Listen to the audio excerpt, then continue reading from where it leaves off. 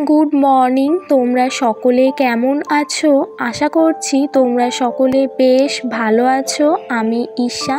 আমার একটি নতুন ভিডিওতে তোমাদের সকলকে জানাই অনেক অনেক ভালোবাসা। ঘুম থেকে উঠে বাসি কাজ সমস্ত কমপ্লিট করে নিয়েছি, তারপর চলে এসেছি রান্নাঘরে। কয়েকদিন ধরে তো বৃষ্টি হয়েই যাচ্ছে। কাল তো সারা রাতি বৃষ্টি হয়েছে, সকালের দিকে একটু বৃষ্টিটা কমেছে। এই বৃষ্টির মধ্যে ঠান্ডা ঠান্ডা ওয়েদারে গরম গরম চা খেতে কিন্তু ভীষণ ভালো লাগে। চা খেয়ে নিয়েছি আর এখন অনেকটা সময় পরে তোমাদের কাছে চলে এসেছি। এই সময়টাতে আমি আবারও ঘরগুলো ঝাড় দিই। সকালের দিকে তো বেশিরভাগই উপরের ঘরটা ঝাড় দিই, আমি ওঠার আগেই মা নিচের ঘরগুলো ঝাড় দিয়ে দেয়। কোনো সময় যদি মা ঝাড় না দেয় তাহলে আমি ঝাড় দিয়ে দিই।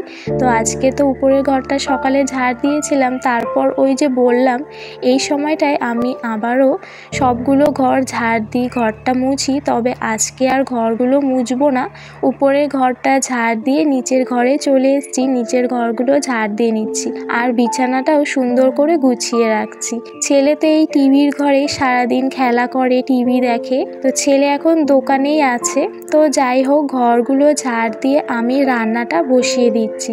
আজকে রান্না করব পটল ভাজা, ভেন্ডি ভাজা, মসুরির ডাল আর পাবদা মাছের ঝোল।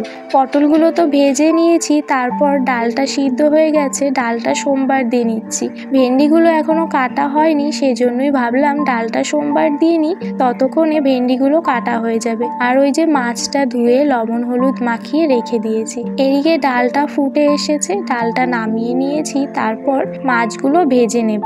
মাছটা ভেজে ভেন্ডিগুলো ভাজা করে নেব, তারপর মাছের ঝোলটা নামিয়ে নেব। বৃষ্টির জন্য কাল তো হাটে যেতে পারেনি। সবজি বলতে ঘরে সমস্তটাই ছিল, শুধু কাঁচা লঙ্কা আর টমেটোটা ছিল না। তো কাঁচা লঙ্কা কয়েকটা ছিল, সেটা মাছের ঝোলে আর ভেন্ডি ভাজাতে দেব।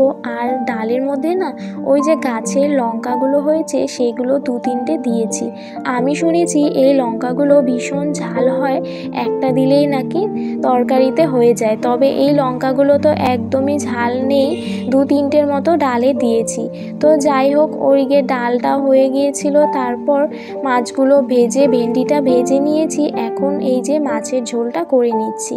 আর মাছের ঝোলে না লঙ্কা একদমই কম করে দিয়েছি, ছেলেকে খাওয়াবো সেজন্য। ছেলে তো ঝাল একদমই খেতে পারে না। রান্না বান্না কমপ্লিট করে স্নানটাও করে নিয়েছি, তারপর পুজো দিয়ে দুপুরে খাওয়া দাওয়া করে ছেলেকে ঘুম পাড়িয়ে আমিও একটু শুয়েছিলাম। দুপুরের টাইমে না ভিডিও করতে পারি না, ছেলেকে ঘুম পাড়িয়ে ভিডিও এডিটিংয়ের কাজটা করি। সন্ধেবেলায় রেডি হয়ে চলে এসেছি মেলায়। আমি তো দেখলেই ব্লু কালারের একটা ড্রেস পরেছি। তো যাই হোক, দেখো মেলায় তো ভীষণই ভিড়, বরমশাই তো বিরক্তই হয়ে গিয়েছিল। তারপর এই যে দেখো এই ফাঁকা জায়গাটায় এসে একটু দাঁড়িয়েছি, এত ঠেলাঠেলি হচ্ছিল ওপাশে। আর ছেলে ওই যে প্লেনগুলো চলছিল ওটা দেখে বলছে, পাপা আমিও বসবো প্লেন গাড়িতে। ওকে বললাম প্লেন গাড়িতে তুমি বসতে পারবে না, আর একটু বড় হও তারপর প্লেন গাড়িতে বসবে। ওকে বোঝানোর পর ও কথাটা বুঝলো, তারপর আর বায়না করেনি। বলেছিলাম তুমি গাড়িতে বসবে, বললো যে না গাড়িতে বসবে না। তো আমরা এদিকে চলে এসেছি ট্রেন গাড়িতে বসবো। বরমশাই টিকিট কাটছে আর ছেলে ট্রেন গাড়িটা দেখে বলছে, মা আমি ট্রেন গাড়িতে বসবো। আর জানো তো মেলায় এতটাই ভিড় ছিল, আমরা একটাও ফটো তুলিনি। ভিডিও তো করেছি কিন্তু ফটো তোলাই হয়নি। তো যাই হোক, এই যে দেখো আমরা এখন সিঁড়ি দিয়ে উপরে চলে এসেছি, ট্রেন গাড়িতে বসে পড়েছি। চারিদিকে তো সুন্দর সুন্দর লাইটিং, ছেলে ওগুলোই দেখছিল, ক্যামেরার দিকে তো দেখছিলই না।